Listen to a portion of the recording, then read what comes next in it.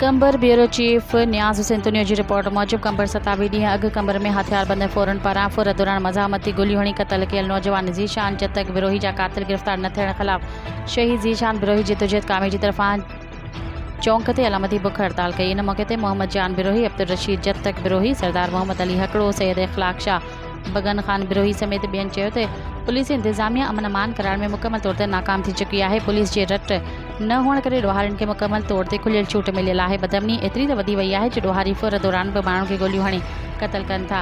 नौजवान ज़ीशान बिरोही जे क़तल सां इंसाफ़ न थी सघियो आहे। SSP कंबर शहदाद कोट पारां कातिलनि खे गिरफ़्तार करण वारो संदसि वाइदो पिणु वफ़ा न थी सघियो आहे। हुननि चेतावनी ॾींदे चयो त बेगुनाह क़तल थियल नौजवान ज़ीशान जतक बिरोही जा कातिल गिरफ़्तार न कया विया त शहर अंदरि शटरबंद हड़ताल